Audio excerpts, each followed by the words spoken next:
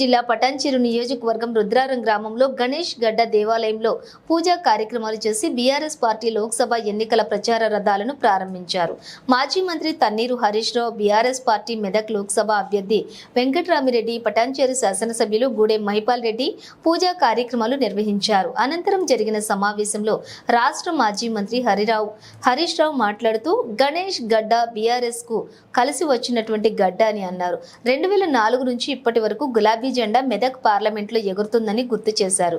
మళ్లీ BRS party పార్లమెంట్లో గెలుస్తుందని ఆశాభావం వ్యక్తం చేశారు. కాంగ్రెస్ పార్టీ ఎంత ఎత్తుకు లేసిందో అంతగా తుస్సుమనిపించిందన్నారు. 100 రోజుల్లో హామీలు నెరవేర్స్తామని చెప్పినా ఇప్పటికీ ఎలాంటి హామీలు నెరవేర్చలేదని విమర్శలు సంధించారు. ఇప్పటికే పేద మహిళలకు పింఛన్లు ఇస్తామన్న రేవంత్ రెడ్డి 42 లక్షల మందికి బాకీ పడ్డారన్నారు.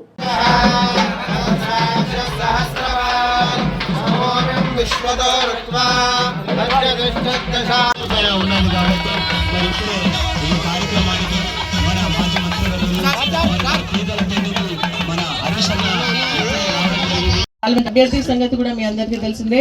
మరి అదేవిధంగా మన శాసనసభ్యుల గురించి కూడా మీకు తెలిసిందే. అందరం కష్టపడదాం, మన ఎంపీని గెలిపించుకుందాం. కేసీఆర్ గారికి మరి మన మెదక్ అంటే మరి మన బీఆర్ఎస్ జెండా, మన బీఆర్ఎస్ గడ్డ కాబట్టి దాన్ని మళ్ళీ మనం పునరావృతం చేసుకుంటూ మన ఎంపీని గెలిపించుకుందామని చెప్పి మీ అందరికీ తెలియజేసి సెలవు తీసుకున్నాం. జై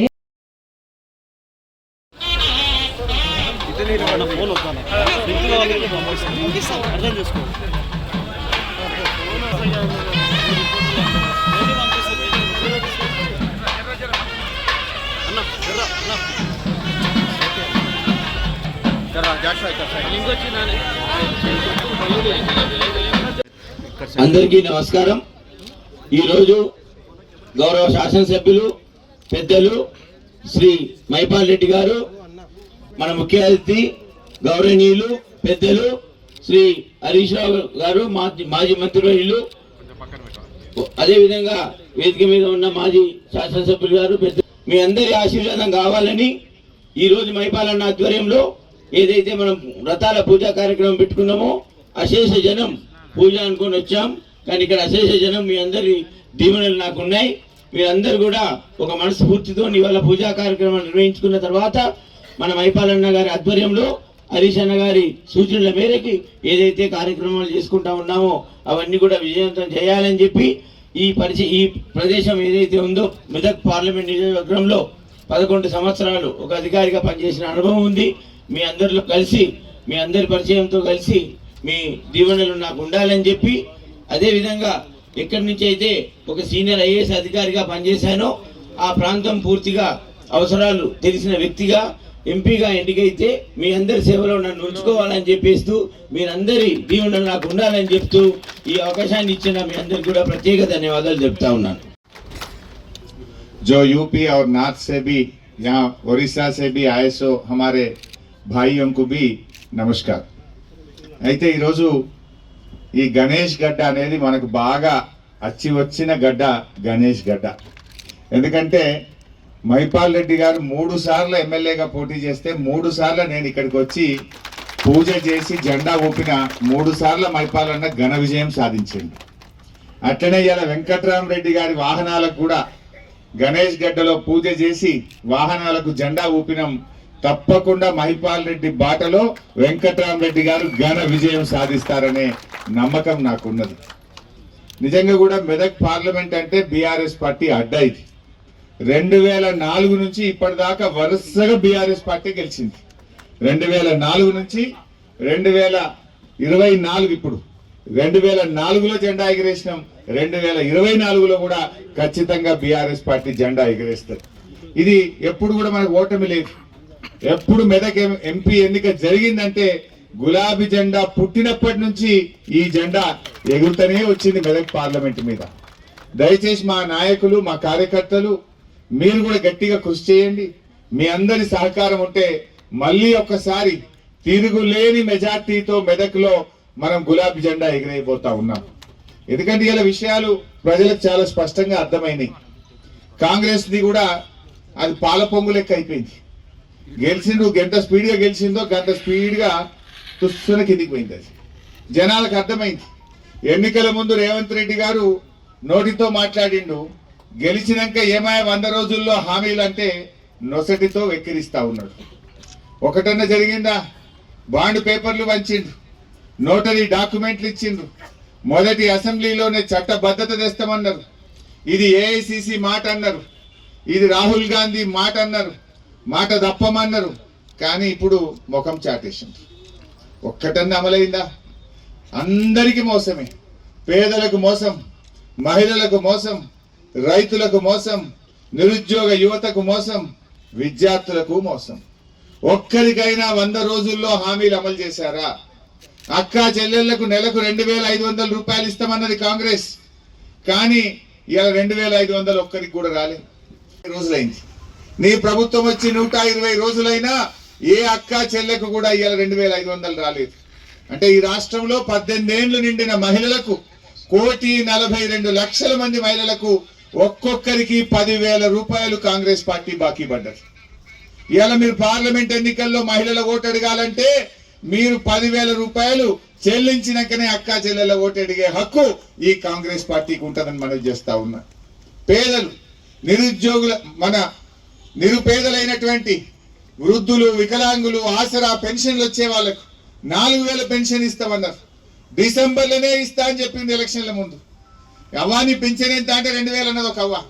ఇక డిసెంబర్కి వెళ్ళి 4,000 ఇస్తాం, నీ మన్మడొచ్చి కాళ్ళు ఒత్తుతాడు అన్నాడు అందంగా రేవంత్ రెడ్డి.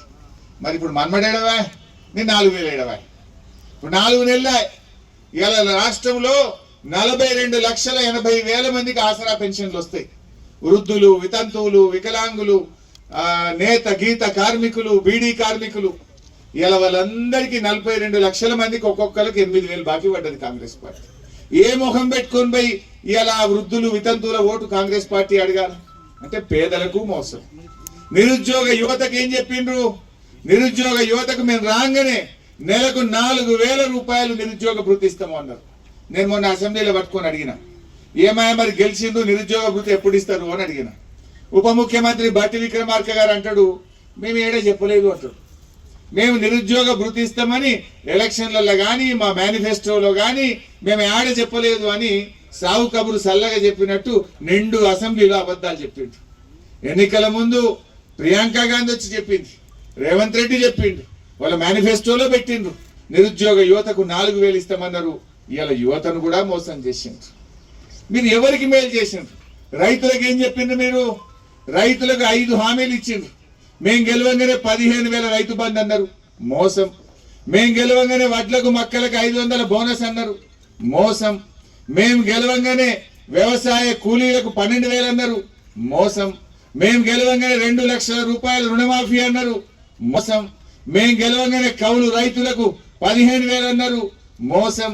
మేం గెలవంగానే కేసీఆర్ కంటే మంచిగా 24 గంటల కరెంట్ ఇస్తామన్నారు, 24 పోయి 14కి వచ్చింది, మోసం. ఇన్ని మోసాలు. అందుకే ఇవాళ ఏమైంది? ఎలక్షన్ల ముందేమో అందంగా నోటితో మాట్లాడిండు రేవంత్ రెడ్డి. ఏమైందా నీ హామీలు అంటే ఇవాళ నొసటితో ఎక్కిరిస్తా ఉన్నాడు రేవంత్ రెడ్డి గారు. కాంగ్రెస్ 100 రోజుల పాలన ఇవాళ గ్యారెంటీలు అమలు చేస్తామన్నారు. ఇవాళ గ్యారెంటీలతోని నమ్మించి ప్రజలను మరొక్కసారి మోసపుచ్చాలని, మభ్య పెట్టాలని ప్రయత్నం చేస్తా ఉన్నారు. అభయహస్తం అన్నారు. ఈ 6 గ్యారెంటీల పేరు అభయహస్తం అన్నారు. ఆ అభయహస్తం కాస్త అక్కరకు రాని హస్తం అయిపోయిందని చెప్పి మనం చేస్తా ఉన్నా. మీరు పటాన్చెరు దవాఖానలో పోయి ఇవాళ చూడండి, నేను చెప్పేది నిజమా కాదా? సంగారెడ్డి దవాఖానలో పోయి చూడండి, కేసీఆర్ కిట్లు బంద్ అయిపోయినాయి. ఆనాడు కళ్యాణ లక్ష్మి ఇచ్చిండు కేసీఆర్. దవాఖానకు పోతే బిడ్డకు కాన్పు చేసి కేసీఆర్ కిట్ ఇచ్చి ఆటో కిరాయి లేకుండా తల్లిని పిల్లని కాడికి దించిండు. కాంగ్రెస్ వాళ్ళు కేసీఆర్ లక్షనే ఇచ్చిండు, మేము తులం బంగారం కూడా వెళ్తామన్నారు. వచ్చిన అదే తులం బంగారం వీళ్ళకన్నా ఒక్కరికన్నా లేదు. ఈ కేసీఆర్ కిట్ బంద్ అయింది. కేసీఆర్ కిట్ బంద్ అయింది, కాంగ్రెస్ తిట్లు మాత్రం వచ్చినాయి. కిట్లు బంద్ అయినాయి, తిట్లు వచ్చినాయి, అంతే. మార్పు అంటే ఏం మార్పు వచ్చిందిరా నాయన అంటే సర్కార్ దవాఖానలలో ఇచ్చే కిట్లు బంద్ అయినాయి, తిట్లు మాత్రం మోపాయి. గిద్దప్ప ఏమైనా ఉన్నది?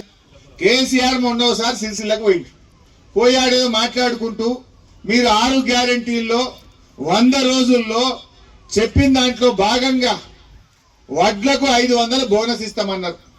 యాసంగి వడ్లు వచ్చుడు చాలైంది, కళ్ళాళ్లకు వడ్లు వస్తున్నాయి. గా వడ్లకు 500 బోనస్ ఇవ్వగా రేవంత్ రెడ్డి గారు అంటే ఈయన అంటాడు కేసీఆర్ నీ డ్రాయర్ ఊడగొడతా అని మాట్లాడతాడు. తెలంగాణ తెచ్చి 10 ఏళ్ళు ముఖ్యమంత్రి చేసిన కేసీఆర్ మీద ఈయన మాట్లాడే భాష ఇదేనా? నువ్వు రాష్ట్ర ముఖ్యమంత్రివా, చెడ్డీ గ్యాంగ్ సభ్యుడివా నేను అడుగుతా ఉన్నా. నువ్వు మాట్లాడే భాష అదేనా నేను అడుగుతా ఉన్నా. ఏమడిగిండు కేసీఆర్? నువ్వు ఓట్ల ముంగట 500 బోనస్ ఇస్తా అన్నావు. నీ 6 గ్యారంటీల్లో బాండ్ పేపర్ రాసి ఇంటింటికి వంచినవు. యాసంగి వడ్లు వచ్చినాయి, గా వడ్లకు బోనస్ ఇవ్వమంటే నువ్వు మాట్లాడే భాష గదా అని నేను చెప్పిన రేవంత్ రెడ్డి గారిని అడుగుతా ఉన్నా. భాష కాదు కదా, పనితనంతో ప్రజల మెప్పు పొందు. మాకంటే మంచిగా పని చేయి. కేసీఆర్ 1,00,000 రూపాయలు ఇచ్చి నువ్వు తులం బంగారం ఇచ్చి పేరు పొందు.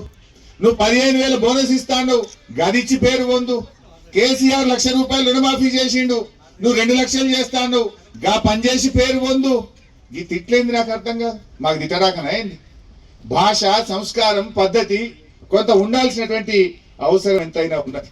ఇలా బాధ ఏంటంటే 100 రోజుల కాంగ్రెస్ పాలనలో 200 మంది రైతులు ఆత్మహత్య చేసుకున్నారు. ఇలా రైతులు ఆత్మహత్య తెచ్చుకునేటువంటి పరిస్థితి తీసుకొచ్చినావు. ఇలా నేను అడుగుతా ఉన్నా, కాంగ్రెస్ పార్టీకి ఓట్లేసింది నీ తిట్ల కోసమా? నీ తిట్లు వినడం కోసం ఓట్లేసినాం ఏమన్నా?